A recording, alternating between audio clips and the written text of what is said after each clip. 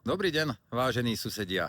Takto dovolenkovo, ale predsa sa vám prihováram a chcel by som nadviazať na ten tretí diel, kde sme rozoberali náš relaxačno-zážitkový areál v Pečenadoch, ktorý teda možno niekedy v budúcnosti sa bude stavať, alebo teda už nejaké karty sú hodené.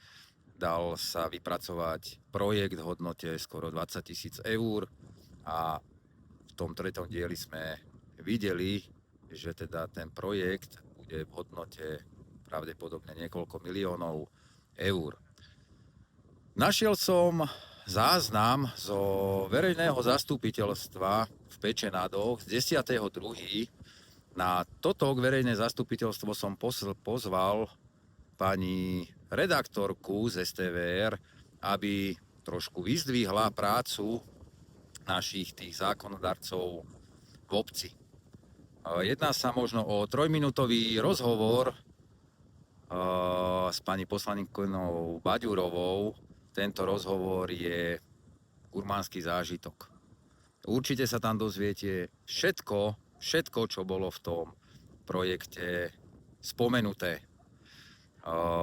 Podľa tých zistení alebo podľa tej projektovej dokumentácie je zjavné, že tento zážitkový areál bol v pláne ešte z čias, keď bol geotermálny prameň v nejakých plienkach, alebo bola to jeho súčasť. A tento geotermálny prameň bol v kurze možno 10 rokov dozadu. Tak sa veľmi čudujem, že pani Baďurová to moc teda nevyzdvihla. Ale však posúďte, možno, že sa mýlim, ale pozrite sa na to sami. Tak vás pozdravujem a pozrite si to. Stojí to za to. Pán starosta povedal, že vy.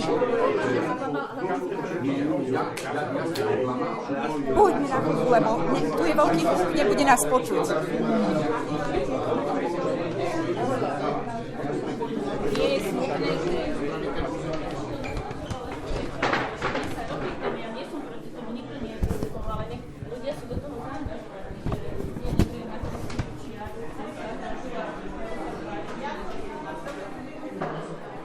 No, môžeme aj tu.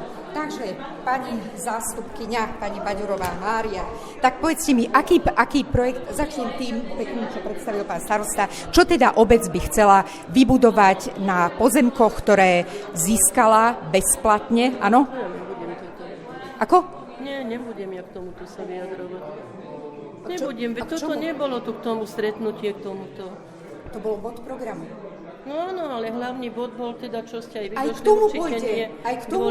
Aj k tomuto som došla. My už tam budovať nebudeme nič, tam budú už noví zastupiteľstva budovať. No tak mi povedzte, čo tam malo vzniknúť? Veď ste to schválili. Akože nebudete? Akože nebudete, veď ste to schválili. Ale my to už nebudeme pokračovať a dojdú noví poslanci a... Dobre, čiže ale pán starosta hovoril, že zadáte plánovaciu dokumentáciu. Nie? Dobre si pamätám, či nie?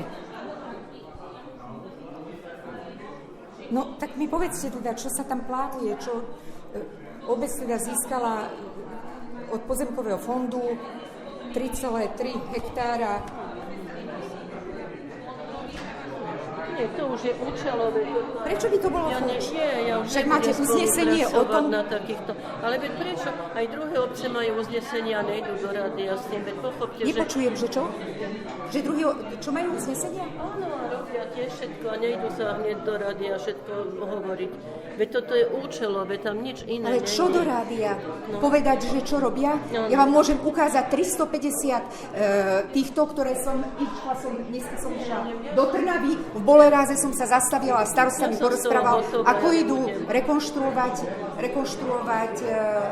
škôlku. No však dobre, veď aj my sme porobili koľko rokov. Dobre, no však, ale teraz máte pekný zámer, či nie? Však aj vy ste zahlasovali. Ja sa nehnevám. A vy čo máte ešte s tým geotermálnym vrtom? S tou spoločnosťou? No pýtam sa. Viete, keď som tu bola pred 10 rokmi, o tom bolo niečo. Vy ste tam čo, nejako zaangažovaní, alebo čo?